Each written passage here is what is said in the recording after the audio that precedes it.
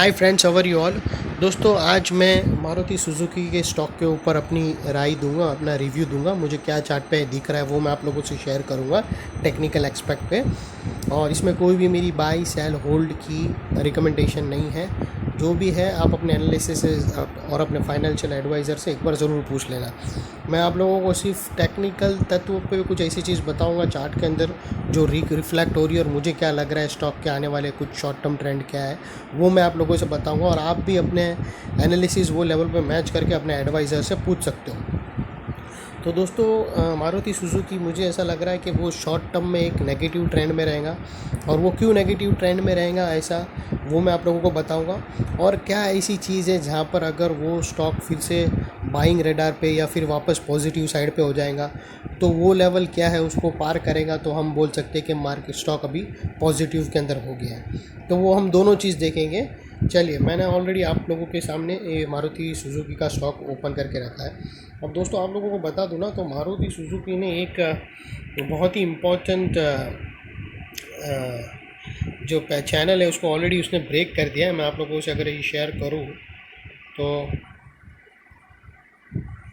अगर आप देखो ना, तो ये जो चैनल के अंदर स्टॉक ऑलरेडी ट्रेड हो रहा था यहाँ से सपोर्ट लेकर, फ़िलहाल उसने ये जो चैनल है उसको उसने नीचे के साइड ब्रेक कर दिया है।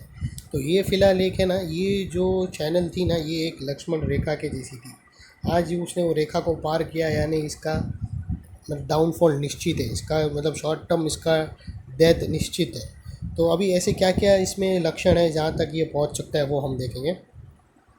और ऑलरेडी अगर आप देखो ना स्टॉक, तो स्टॉक ने एक बहुत ही बड़ा मतलब रेजिस्टेंस था वहाँ पर उसने अगर आप मैं चार्ट को थोड़ा जूम आउट करके आप लोगों को बताऊँ ना, तो स्टॉक का एक बहुत बड़ा रेजिस्टेंस था जहाँ उसने एग्जैक्टली और आगे जाकर भी ये स्टॉक यही जो लेवल है ना वो रेजिस्टेंस का ही काम करेगा जब तक।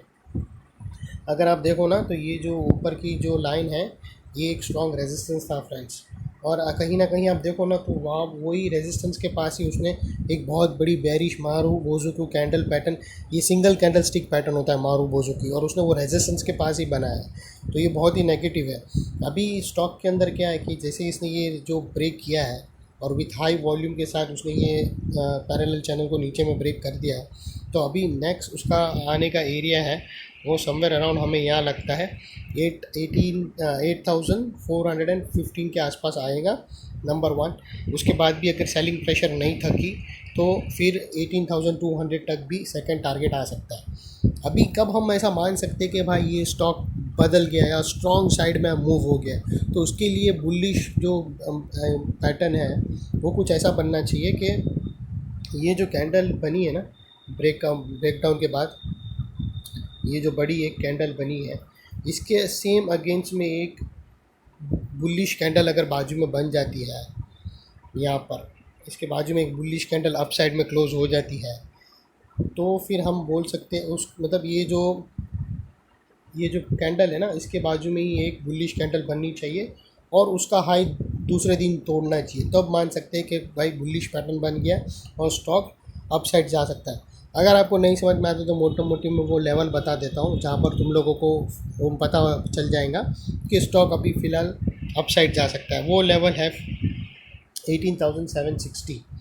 अगर 18,760 के ऊपर साइमल्टेनियसली कंटिन्यूली 2 दिन कॉन्जिक्यूटिव 2 दिन क्लोजिंग दे दिया अबाव 8760, तो पॉसिबल है कि फ़िलहाल ये जो हाई है उसको भी ब्रेक करेगा और ये जो रेजिस्टेंस लेवल है वहाँ तक अपर साइड में भी जा सकता है। लेकिन उसके बहुत ही चांसेस कम है, क्योंकि उसको इस कदर बाइंग लोगों को इस कदर एग्रेसिव बाइंग करना पड़ेगा ना, वो फ़िलहाल लगता नहीं है। जो हिसाब से निफ्टी का डाउन ट्रेंड देख लो, क्योंकि बाइंग आएंगी तो कहाँ से तो आएंगी ना, ये जो बाइंग को सपोर्ट करने के लिए कहाँ से तो आना चाहिए। तो अगर सपोर्ट के लिए अगर आप देखो तो निफ्टी नेगेटिव ट्रेंड के अंदर है, बैंक निफ्टी नेगेटिव ट्रेंड के अंदर है, रिलायंस नेगेटिव ट्रेंड के अंदर है, आईसीआईसीआई बैंक नेगेटिव ट्रेंड में। तो अगर ये सारे बड़े दिग्गज के अंदर नेगेटिव ट्रेंड है तो ऐसा हो ही नहीं सकता कि अकेला मारुति के बायर्स ऊपर ले जाए। अगर समझो कि ये सारे बड़े चीज़ पॉजिटिव साइड में या न्यूट्रल होते तो हम मान सकते थे कि एक आशा रहती। जब सारे नेगेटिव है और इसने भी ये चैनल तोड़ दिया है और तो फिर पॉसिबल है नीचे आएगा। लेकिन दोस्तों, मेरी इसमें कोई बाइंग सेलिंग होल्ड की मतलब रिकमेंडेशन बिल्कुल भी नहीं है। कॉल पुट बाय करना ही नहीं प्लीज़, बिना अपने एडवाइज़र से पूछ के।